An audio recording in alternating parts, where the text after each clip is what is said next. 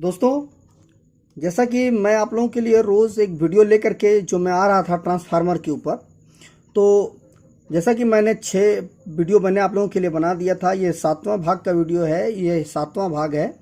ठीक है, तो 7वें भाग में हम पार्ट के ऊपर जो हम चर्चा कर रहे थे ट्रांसफार्मर के, इसमें हम हॉर्न गैप के विषय में बात करेंगे। ट्रांसफार्मर में एक हॉर्न गैप उसका एक भाग होता है, वो किस लिए होता है, और ट्रांसफार्मर में जो ऑयल होता है उसको हम चेक कैसे करेंगे कि वो सही है नहीं सही है। ठीक है, उसको कैसे चेक करेंगे। तो इस वीडियो में हम काफ़ी इंटरेस्टिंग टॉपिक पर चर्चा करेंगे। ये बहुत ही महत्वपूर्ण ये दोनों टॉपिक हैं। अक्सर एग्जामों में आ भी जाता है कि हॉर्न गैप क्या होता है, तो आप कन्फ्यूजन में पड़ जाते हैं कि हॉर्न गैप होता क्या है, क्योंकि बहुत कम जगह पे बताया जाता है हॉर्न गैप के बारे में। तो इस वीडियो में हम इसी विषय पर चर्चा करेंगे कि हॉर्न गैप क्या होता है। और अगर आपके मन में और भी किसी टॉपिक पे कन्फ्यूज़न है, डाउट है, तो आप कमेंट करके ज़रूर बताइएगा। मैं उस टॉपिक को आगामी वीडियो में, जो आगे आने वाले वीडियो हैं, उसमें कवर करूँगा। तो अगर वीडियो अच्छा लगे तो वीडियो को लाइक शेयर तो करिएगा। चैनल को सब्सक्राइब करके ऑल नोटिफिकेशन बेल आइकन को जरूर प्रेस कर दीजिएगा। तो आइए शुरू करते हैं इस वीडियो को। देखिए, हॉर्न गैप क्या है, सबसे पहले हम लिख लेते हैं हॉर्न गैप। यह दोस्तों ट्रांसफार्मर का एक भाग होता है कि जैसे देखिए ट्रांसफार्मर में जब बुशिंग होती है, ठीक है, मतलब जो एचटी सप्लाई आपकी होती है, जहां पर इनपुट होता है, इनपुट मतलब जिस साइड में सप्लाई हाई वोल्टेज आता है, जिस साइड में हाई वोल्टेज आता है, उस साइड हॉर्न गैप होता है। वो होता क्या है कि देखिए इस तरह से इंसुलेटर बना हुआ होता है। ठीक है, इस तरह से इंसुलेटर बना हुआ होता है ट्रांसफार्मर के अंदर, जैसा कि आप स्क्रीन पर देख भी रहे हो। इस तरह से इंसुलेटर होता है। यहाँ पे क्या होता है दोस्तों, आपने देखा होगा, कभी भी आप ट्रांसफार्मर को ध्यान से देखिएगा, आप स्क्रीन पर भी देख रहे हो उस तरह भी, और आप देखिएगा कि ऐसे करके, और ये बॉडी है, ये मान लीजिए पूरा ट्रांसफार्मर है हमारा। ठीक है, ये ट्रांसफार्मर की पूरी बॉडी है। तो इस बॉडी में एक इस तरह करके 2 जीआई के मोटे मोटे रॉड लगे हुए होते हैं, इस तरह से। ठीक है, ये इंसुलेटर पूरा होता है और ये इसकी बॉडी से कनेक्टेड होता है। ठीक है, ये जो रॉड होता है ये बॉडी से कनेक्टेड होता है। ठीक है, और यह जो हिस्सा होता है, यह ऊपर जहां पे हम कनेक्शन, मान लीजिए ये हमारा एचटी का कनेक्शन है।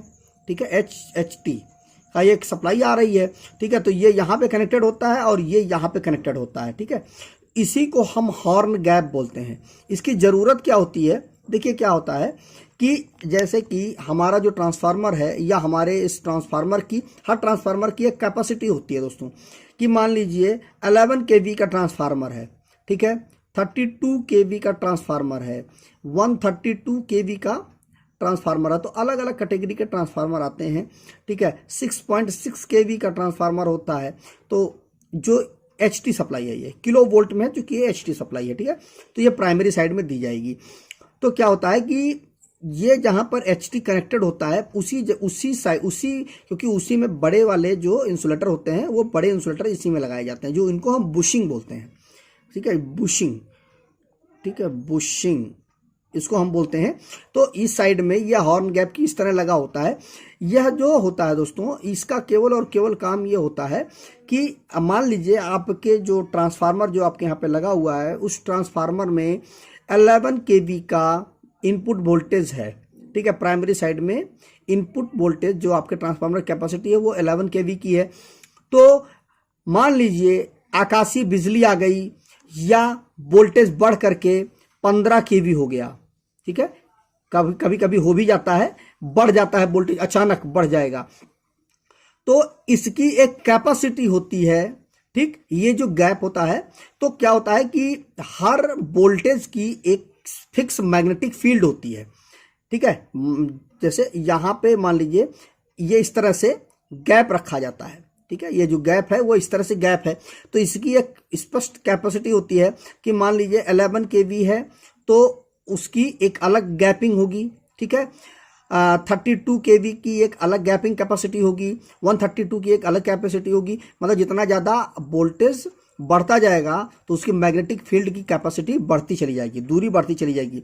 मान लीजिए एग्जैक्ट तो मैं नहीं बता सकता हूँ, लेकिन 11 kV का मान के चलिए 10 सेंटीमीटर गैप है, 10 सेंटीमीटर तक इसकी मैग्नेटिक फील्ड जाती है वोल्टेज की।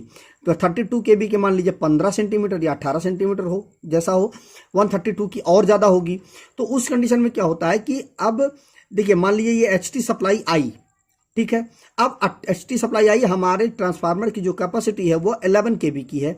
अब 11 kV से अब ये जो हॉर्न गैप, ये जो गैप रखा जाता है वो इतनी ये गैप होता है कि ज़्यादा से ज़्यादा 12 kV या 12.5 kV, 13 kV तक मान के चलिए, 13 kV तक इतनी गैप रखी जाती है कि 13 kV तक का यह जो मैग्नेटिक फील्ड होगी उसको वो सह लेगा। उसके बाद मान लीजिए अगर यहाँ पे 15 kV आ जाए तो 15 kV ट्रांसफार्मर में आपके इनपुट में जाएगा तो सीधी सी बात है, निश्चित बात है दोस्तों कि आपके ट्रांसफार्मर की जो वाइंडिंग है वो जल जाएगा। और भी क्योंकि अब यहाँ से वाइंडिंग जल जाएगी और इसका जो आउटपुट निकलेगा, क्योंकि 11 kV में मान लीजिए आपका 415 वोल्ट चल रहा है, ठीक है।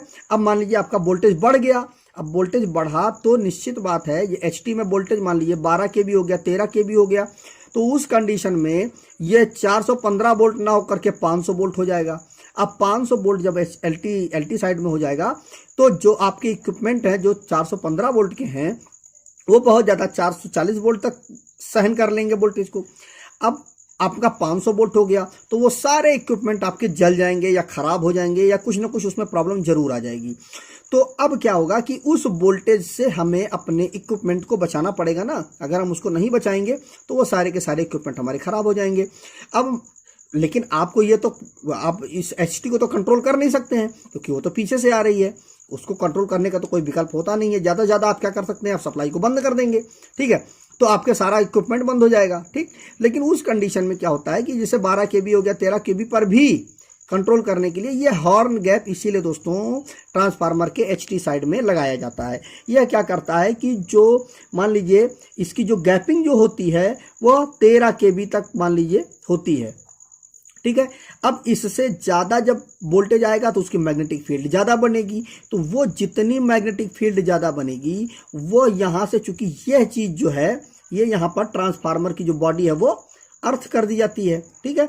तो यह जो हॉर्न गैप का ये जो हिस्सा होता है यह अर्थ होता है, ठीक है, ये अर्थ से कनेक्टेड होता है। तो जो भी एक्स्ट्रा वोल्टेज होती है वह इसके माध्यम से, हॉर्न गैप के माध्यम से जमीन में ग्राउंड हो जाती है और जितनी ज़रूरत होती है, जितना हमारे ट्रांसफार्मर के लिए सेफ वोल्टेज होती है उतनी ही वोल्टेज इसके अंदर जाती है। बाकी वोल्टेज जो है तो वह बाईपास होकर के जमीन में चली जाती है।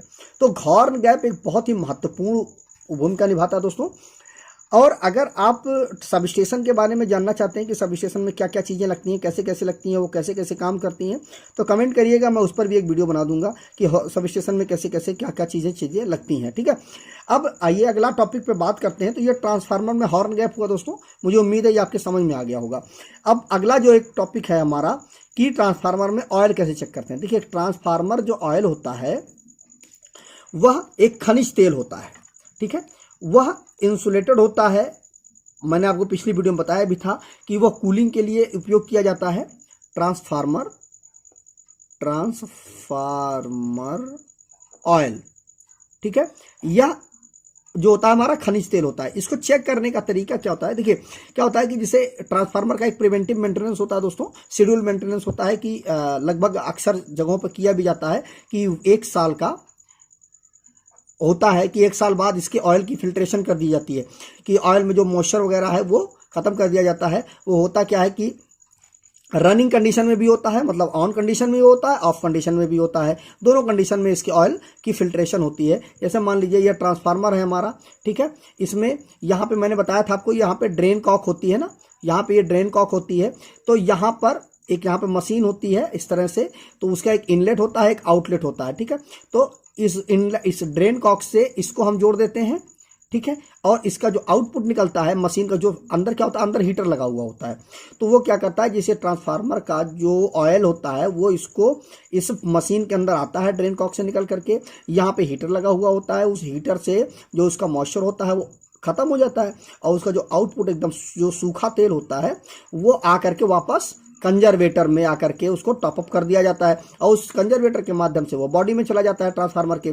तो ये रनिंग कंडीशन में ऐसा होता है, ऑफ कंडीशन में भी सेम इसी तरह होता है, रनिंग कंडीशन में भी ऐसा हो सकता है, होता करते हैं लोग कि जिससे कि आपका ब्रेकडाउन भी ना हो, आपका सप्लाई चलती रहे, आपका फैक्ट्री आपकी चलती रहे और कोई प्रॉब्लम भी ना आए, आपका ट्रांसफार्मर जो है लगातार वर्किंग करता रहे और आपका ऑयल भी फिल्ट्रेशन होता रहे। ठीक है, तो ये हो गया दोस्तों ऑयल को चेक मतलब फिल्टर करने का एक तरीका। अब ये फिल्टर किया कैसे जाता है, देखिए एक पॉट ले लेते हैं, ठीक है, उसमें 2 इलेक्ट्रोड रखते हैं, ठीक है। अब 2 इलेक्ट्रोड क्या होता है कि इसके लिए एक स्पेशल मशीन आती है, आप कहीं पर भी अगर होता होगा तो मैं अगर देख पाऊंगा तो मैं वीडियो बना दूंगा आपके लिए। वैसे आप समझ लीजिए कि यहाँ पर 2 इलेक्ट्रोड ऐसे, यहाँ पे इसमें ऑयल भरा हुआ होता है, ठीक है, यहाँ पे ऐसे ऑयल भरा हुआ होता है और यहाँ पर अंदर जैसे कि मान लीजिए आपका ट्रांसफार्मर जो है वह 11 kV का है, ठीक है, 11 kV की कैपेसिटी का ट्रांसफार्मर है। तो इस ऑयल की जो कैपेसिटी होगी वह लगभग 13 kV तक होनी चाहिए कम से कम, ठीक है। तो 13 kV तक इस ट्रांसफार्मर के ऑयल में कोई प्रॉब्लम नहीं आनी चाहिए अगर वोल्टेज बढ़ता है तो, ठीक है, क्योंकि हर एक चीज की एक डाइलेक्ट्रिक स्ट्रेंथ होती है, एक सीमा तक वो उस वोल्टेज को सह सकता है। जैसे कि मान लीजिए ये कॉपी है हमारी, इस कॉपी पर अगर हम सप्लाई का तार रखें तो कोई प्रॉब्लम नहीं होगी, लेकिन अगर हम वोल्टेज बढ़ाते चले जाएं तो एक समय आएगा जब इसकी जो डाइलेक्ट्रिक स्ट्रेंथ है वो डैमेज हो जाएगी और इसमें आग लग जाएगी। बस वही चीज़ इस ट्रांसफार्मर ऑयल में भी होता है कि 13 kV तक आपका ट्रांसफार्मर कितने हैं, 11 kV का है, तो 13 kV तक की हम कैपेसिटी का ऑयल रखते हैं कि 13 kV तक कोई प्रॉब्लम ना आने पाए। अब कैसे क्या करेंगे कि यहाँ पर जो इलेक्ट्रोड होते हैं उसमें हम यहाँ पर एक मशीन होती है, एक पूरा ट्रांसफार्मर होता है, स्टेप अप ट्रांसफार्मर होता है कि उसमें हम 220 वोल्ट देते हैं और यहाँ से HT सप्लाई हम निकालते हैं। वहाँ पे एक पोटेंशियोमीटर लगा होता है, उसको हम घुमाते जाते हैं और ये वोल्टेज जो है स्टेप अप होता चला जाता है। तो इनको आप ऐसे ला करके यहाँ पे जोड़ देते हैं, ठीक है। अब वोल्टेज स्टेप अप करते जाएंगे तो मान के चलिए 10 kV हो गया, 11 kV हो गया, तो कोई दिक्कत नहीं होगी। और इनके बीच में जो गैप होता है इन दोनों इलेक्ट्रोडों के बीच में 2.5 से लेकर के 4 mm का गैप होता है। ये एग्जाम में भी पूछ लिया जाता है कि ट्रांसफार्मर ऑयल चेक करते समय इलेक्ट्रोड के बीच में गैप कितना होता है, तो 2.5 से 4 mm का गैप होता है। तो क्या है कि इसके वोल्टेज को हम बढ़ाते जाएंगे, 11 kV तक लेके जाएंगे, 12 kV तक लेके जाएंगे, 13, मतलब ये चेक करेंगे कि जिस वोल्टेज पर इन दोनों के बीच में फायर हो जाए, ठीक है, क्योंकि ट्रांसफार्मर ऑयल जो होता है वह हमारा इंसुलेट होता है, ठीक है, लेकिन इसकी एक डाइलेक्ट्रिक स्ट्रेंथ होती है ना, उस स्ट्रेंथ के उस कैपेसिटी के बाद जब वोल्टेज स्टेप अप होगा तो निश्चित बात है यहाँ फायर हो जाएगा। तो इसके हम वोल्टेज को बढ़ाते जाएंगे और तब तक बढ़ाते जाएंगे जब तक इसमें फायर ना हो जाए, और जब फायर हो जाएगा उसी रीडिंग को हम नोट कर लेंगे कि जितने पर, अगर मान लीजिए 11 kV के बाद 11.5 kV तक 5 kV पर फायर हो गया तो हम इसको फिर से फिल्टर करेंगे ऑयल को, ताकि, और तब तक फिल्टर करते रहेंगे और तब तक चेक करते रहेंगे जब तक उसकी कैपेसिटी 13 kV 13.5 kV तक ना चली जाए। और जब 13 kV 13.5 kV के ऊपर फायर होने लगा तो हमारा ट्रांसफार्मर का जो ऑयल है वो पूरी तरह से फिल्टर हो चुका है और उसका हम उपयोग वापस ट्रांसफार्मर में डाल करके करने लगेंगे, ठीक है। तो इस तरह से हम ट्रांसफार्मर ऑयल को चेक करते हैं कि किस तरह से हमारा ट्रांसफार्मर ऑयल हमारे जरूरत है उसके अनुसार सही है कि नहीं है, ठीक है। तो ये रहा दोस्तों 2 टॉपिकों पर हमने इस वीडियो में चर्चा किया, हॉर्न गैप और ट्रांसफार्मर ऑयल को कैसे हम चेक करेंगे, कैसे हम फिल्टर करने के बाद उसको हम कैसे चेक करेंगे, ठीक है। तो मुझे उम्मीद है कि आपको ये टॉपिक पर जो वीडियो मैंने बनाया है ये आपके समझ में आ गया होगा। और अगर दोस्तों वीडियो अच्छा लगा हो तो वीडियो को लाइक शेयर तो करिएगा ही करिएगा, चैनल को सब्सक्राइब करके ऑल नोटिफिकेशन बेल आइकन को जरूर प्रेस कर दीजिएगा। और आपके मन में किसी प्रकार का कोई भी डाउट हो, कोई भी कंफ्यूजन हो तो कमेंट करके जरूर बताइएगा, मैं आपके लिए वो वीडियो बना के लेके आऊँगा। और अगर सब स्टेशन पे आपको वीडियो चाहिए तो वो भी कमेंट करके बताइएगा, मैं उस पर भी एक वीडियो अच्छी से बना करके लेके आऊँगा। तो मिलते हैं एक नए वीडियो के साथ, और इस वीडियो को पूरा का पूरा ध्यानपूर्वक और धैर्यपूर्वक देखने के लिए आपका प्रेम पूर्वक बहुत बहुत धन्यवाद।